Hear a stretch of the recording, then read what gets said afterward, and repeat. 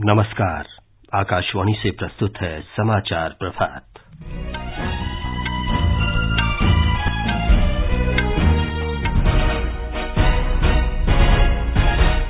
प्रधानमंत्री नरेंद्र मोदी आज सुबह 3 देशों जापान, पापुआ न्यू गिनी और ऑस्ट्रेलिया की यात्रा पर रवाना हो रहे हैं। वे जापान में G7 शिखर सम्मेलन में शामिल होंगे। प्रधानमंत्री इस महीने की 28 तारीख को नवनिर्मित संसद भवन का लोकार्पण करेंगे। कर्नाटका के राज्यपाल ने कांग्रेस नेता सिद्धरमैया को मुख्यमंत्री और डीके शिव कुमार को उप मुख्यमंत्री पद की शपथ के लिए आमंत्रित किया। उच्चतम न्यायालय ने पश्चिम बंगाल में द केरला स्टोरी फिल्म के प्रदर्शन पर प्रतिबंध लगाने के पश्चिम बंगाल सरकार के फैसले पर रोक लगाई। भारत मुंबई आतंकी हमले के अभियुक्त तहव्वुर राणा के शीघ्र प्रत्यर्पण के लिए अमेरिका के साथ नियमित संपर्क में। और टेनिस के खिलाड़ी राफेल नडाल ने चोट के कारण फ्रेंच ओपन से नाम वापस लिया। समाचार प्रभात के साथ मैं विमलेंदु पांडे। प्रधानमंत्री नरेंद्र मोदी आज सुबह जापान, पापुआ न्यू गिनी और ऑस्ट्रेलिया की यात्रा पर रवाना हो रहे हैं। यात्रा के पहले चरण में श्री मोदी जापान में प्रधानमंत्री फूमियो किशिदा के निमंत्रण पर G7 शिखर सम्मेलन में भाग लेंगे। विदेश सचिव विनय मोहन क्वात्रा ने कल नई दिल्ली में संवाददाताओं को बताया कि G7 शिखर सम्मेलन में अनेक प्रमुख प्राथमिकताओं पर विचार विमर्श होगा। विदेश सचिव ने बताया कि हिरोशिमा शिखर सम्मेलन में भारत की भागीदारी 3 औपचारिक सत्रों में होगी। 2 सत्र कल आयोजित होंगे और तीसरा सत्र 21 मई को होगा। एक रिपोर्ट। पहले सत्र में खाद्य, स्वास्थ्य, विकास और स्त्री पुरुष समानता के बारे में चर्चा होगी। दूसरा सत्र जलवायु, ऊर्जा और पर्यावरण पर होगा। तीसरे सत्र का विषय है शांति, स्थिर और समृद्ध विश्व की ओर। शिखर सम्मेलन से अलग प्रधानमंत्री G7 के कई नेताओं के साथ द्विपक्षीय बैठकें करेंगे। जापान ने Australia, Brazil, Comoros, cook island, Indonesia, दक्षिण कोरिया, वियतनाम और संयुक्त राष्ट्र सहित कुछ अंतर्राष्ट्रीय संगठनों को भी आमंत्रित किया है। दूसरे चरण में प्रधानमंत्री 21 मई को पापुआ न्यू गिनी पहुंचेंगे। वो पापुआ न्यू गिनी के प्रधानमंत्री जेम्स मार्पे के साथ संयुक्त रूप से हिंद प्रशांत द्वीप सहयोग मंच की मेजबानी करेंगे। तीसरे चरण में श्री मोदी 22 मई को ऑस्ट्रेलिया जाएंगे। वो 24 मई को ऑस्ट्रेलिया के प्रधानमंत्री एंथनी अल्बनीज के साथ द्विपक्षीय वार्ता करेंगे। श्री मोदी ऑस्ट्रेलिया के मुख्य कार्यकारी अधिकारियों और कारोबारी प्रमुखों के साथ बातचीत करेंगे। वो 23 मई को सिडनी में एक कार्यक्रम में भारतीय समुदाय को भी संबोधित करेंगे। समाचार कक्ष से मैं नईम अख्तर।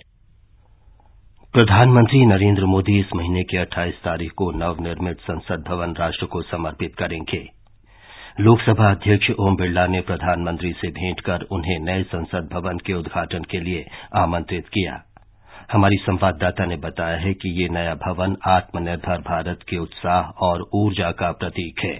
संसद भवन 1987 में बनाया गया था। अब इसके लगभग 100 वर्ष पूरे हो रहे हैं। वर्तमान आवश्यकताओं के लिए इसमें जगह की कमी महसूस की जा रही थी। इसके बाद 10 दिसंबर 2020 को प्रधानमंत्री नरेंद्र मोदी ने नए संसद भवन की आधारशिला रखी। रिकॉर्ड समय में गुणवत्तापूर्ण निर्माण कार्य पूरा किया गया। ये नवनिर्मित संसद भवन भारत की गौरवशाली लोकतांत्रिक परंपराओं और लोकतांत्रिक मूल्यों को और समृद्ध करेगा। इसके अत्याधुनिक सुविधाएं सांसदों के बेहतर कामकाज में मदद करेंगी। वर्तमान में लोकसभा में 543 और राज्यसभा में 250 सदस्यों के बैठने की व्यवस्था है। भविष्य की आवश्यकताओं को ध्यान में रखते हुए नए भवन में लोकसभा में 888 और राज्यसभा में 300 सदस्यों के बैठने की व्यवस्था की गई है। समाचार कक्ष से फरहत नाज।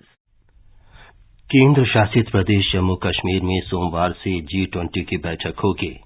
उपराज्यपाल मनोज सिन्हा ने समाज के विभिन्न संगठनों के प्रतिनिधियों के साथ कल इस बारे में बातचीत की। उन्होंने कहा कि ये बैठक जम्मू कश्मीर के लिए अपनी जीवंत संस्कृति, परंपराओं और पर्यटन क्षमता को प्रदर्शित करने का एक ऐतिहासिक अवसर है। अमेज़न वेब सर्विसेज भारत में क्लाउड कंप्यूटिंग से जुड़े बुनियादी ढांचे के लिए वर्ष 2030 तक लगभग 1,05,000 करोड़ रुपए निवेश करेगी। इसका उद्देश्य क्लाउड सेवाओं में उपभोक्ताओं की बढ़ती मांग को पूरा करना है। इसके साथ ही भारत में अमेज़न का कुल निवेश 2030 तक 1,36,000 करोड़ रुपए से अधिक होने का अनुमान है।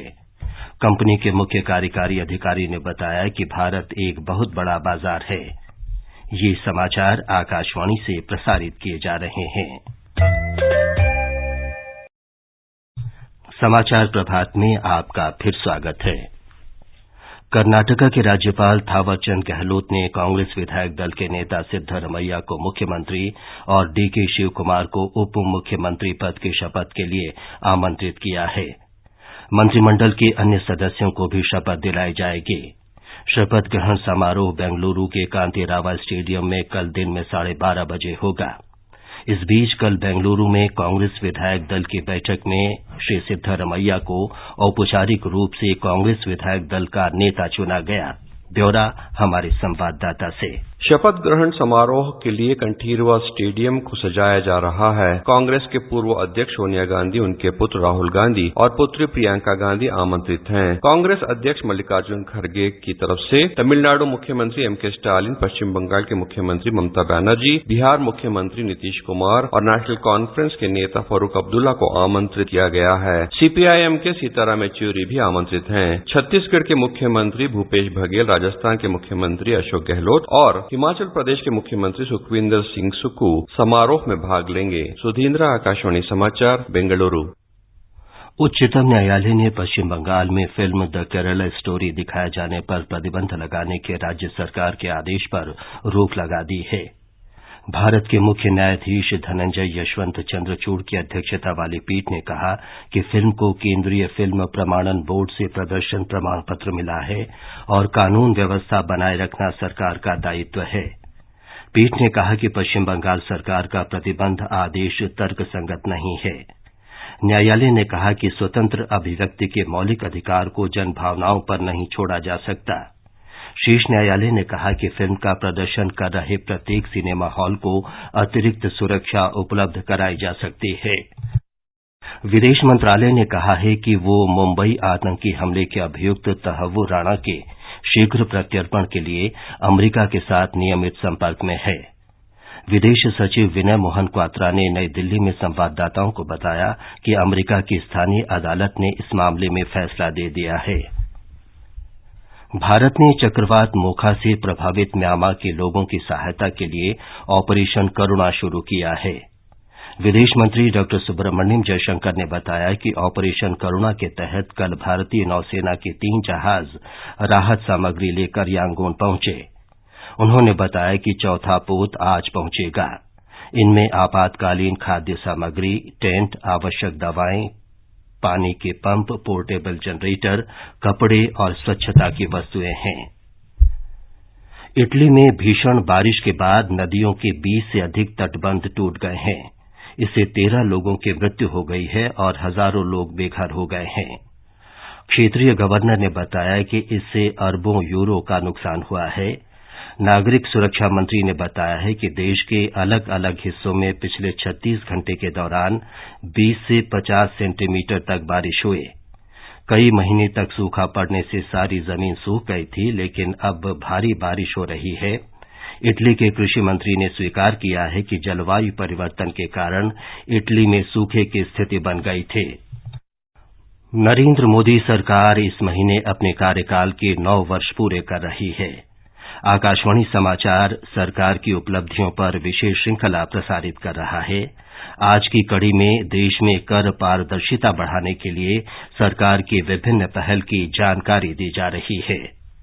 कर देश की प्रगति में महत्वपूर्ण भूमिका निभाते हैं। सरकार द्वारा विभिन्न कल्याणकारी योजनाओं को लागू करने और देश में एक मजबूत बुनियादी ढांचे के निर्माण के लिए करों का उपयोग किया जाता है। कुशल कर संस्कृति विकसित करने के लिए कर ढांचे और उसके संग्रहण तंत्र में पारदर्शिता की आवश्यकता होती है। पिछले 9 वर्षों के दौरान सरकार ने करदाताओं को सशक्त बनाने, पारदर्शी कर प्रणाली बनाने और ईमानदार करदाताओं को सम्मानित करने के लिए कई उपाय किए हैं। पारदर्शी कराधान के लिए मंच ईमानदार का सम्मान के कार्यक्रम में संबोधित करते हुए प्रधानमंत्री ने कहा था कि कर सुधारों का उद्देश्य कर प्रणाली को सहज और आसान बनाना है। जहां कॉम्प्लेक्सिटी होती है वहां कंप्लायंस भी मुश्किल होता है। कम से कम कानून हो, जो कानून हो वो बहुत स्पष्ट हो तो टैक्स पेयर भी खुश रहता है और देश खुशहाल होता है। बीते कुछ समय से यही काम करने की दिशा में एक के बाद एक कदम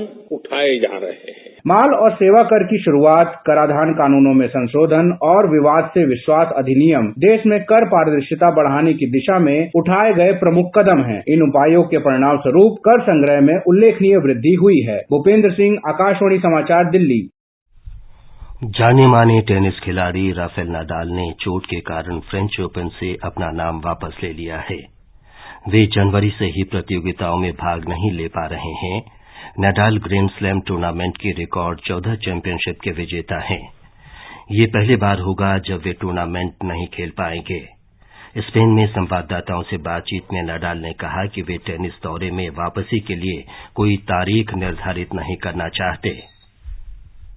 आईपीएल क्रिकेट में आज पंजाब किंग्स का मुकाबला राजस्थान रॉयल्स से होगा। ये मैच हिमाचल प्रदेश के धर्मशाला में शाम 7:30 बजे से खेला जाएगा। कल हैदराबाद में रॉयल चैलेंजर्स बैंगलोर ने सनराइजर्स हैदराबाद को 8 विकेट से हरा दिया। बैंगलोर ने 19 ओवर और 2 गेंदों में 2 विकेट पर 187 रन का लक्ष्य हासिल कर लिया। विराट कोहली ने 63 गेंदों में 100 रन बनाए। और अब समाचार पत्रों के साथ हैं जागृति शर्मा। धन्यवाद विमलेंदु। प्रधानमंत्री नरेंद्र मोदी के विदेश दौरे पर अमर उजाला का कहना है, प्रधानमंत्री का 6 दिन में 3 देशों का ऐतिहासिक दौरा आज से। 3 शिखर सम्मेलन और 40 से ज्यादा कार्यक्रमों में होंगे शामिल। हिंदुस्तान आसार शीर्षक से लिखता है, भारत को शामिल कर G7 का विस्तार किए जाने की संभावना। दुनिया के ताकतवर देशों के समूह G7 में भारत, चीन और ब्राजील को भी शामिल कर इसे G10 या D10 के नाम पर चर्चा होने के आसार। दैनिक भास्कर की खास खबर है, चैट जीपीटी के जनक बोले, चुनाव प्रभावित करने में हो सकता है आर्टिफिशियल इंटेलिजेंस का इस्तेमाल, इससे मानवता खतरे में। अमरीकी सीनेट की ज्यूडिशरी पैनल के सामने पेश हुए चैट जीपीटी के जनक Sam Altman. Puri Howrah Vande Bharat express train के लोकार्पण अवसर पर प्रधानमंत्री नरेंद्र मोदी के बयान को राष्ट्रीय सहारा ने सुर्खी दी है, वंदे भारत की रफ्तार, भारत की गति। हावड़ा से पुरी भगवान जगन्नाथ के दर्शन के लिए आना आसान। द केरला स्टोरी फिल्म को प्रतिबंधित करने के पश्चिम बंगाल सरकार के फैसले के खिलाफ सुप्रीम कोर्ट के निर्देश पर नव भारत टाइम्स का शीर्षक है, भावनाओं के आधार पर मौलिक अधिकार तय नहीं होंगे। जल्लीकट्टू जैसे खेलों पर लगी सुप्रीम मुहर। सुप्रीम कोर्ट ने तमिलनाडु, महाराष्ट्र और कर्नाटक के उन कानूनों की वैधता बरकरार रखी जिनमें जल्लीकट्टू और कंबाला को मंजूरी दी गई थी। दैनिक जागरण लिखता है, खाद्य तेलों में मंदी, महंगा जीरा बिगाड़ रहा जायका। आयात शुल्क और कृषि सेस पर छूट से खाद्य तेलों के दाम कोरोना काल के पूर्व स्तर पर पहुंचे। बारिश ने मसालों की कीमतों में लगाई आग। हिंदुस्तान का शीर्षक है, सस्ता इंडक्शन चूल्हा और प्रेशर कुकर देगी सरकार। एनर्जी एफिशिएंसी सर्विसेज लिमिटेड जल्द ही पर्यावरण तरीके से खाना पकाने का राष्ट्रीय कार्यक्रम शुरू करेगी। मौजूदा बाजार मूल्य से 20 से 30% तक सस्ते हो सकते हैं इंडक्शन चूल्हा और प्रेशर कुकर। दैनिक भास्कर की खबर है, देश से बाहर क्रेडिट कार्ड के खर्च पर 20% लगेगा टैक्स। केंद्र सरकार का बड़ा फैसला, 1 जुलाई से होगा लागू। अंत में मुख्य समाचार एक बार फिर। प्रधानमंत्री नरेंद्र मोदी आज सुबह 3 देशों जापान, पापुआ न्यू गिनी और ऑस्ट्रेलिया की यात्रा पर रवाना हो रहे हैं। वे जापान में G7 शिखर सम्मेलन में शामिल होंगे। प्रधानमंत्री इस महीने की 28 तारीख को नवनिर्मित संसद भवन का लोकार्पण करेंगे। कर्नाटका के राज्यपाल ने कांग्रेस नेता सिद्धरमैया को मुख्यमंत्री और डीके शिव कुमार को उप मुख्यमंत्री पद की शपथ के लिए आमंत्रित किया। उच्चतम न्यायालय ने पश्चिम बंगाल में द केरला स्टोरी फिल्म के प्रदर्शन पर प्रतिबंध लगाने के पश्चिम बंगाल सरकार के फैसले पर रोक लगाई। भारत मुंबई आतंकी हमले के अभियुक्त तहव्वुर राणा के शीघ्र प्रत्यर्पण के लिए अमेरिका के साथ नियमित संपर्क में। इसके साथ ही समाचार प्रभात का ये अंक समाप्त हुआ। नमस्कार।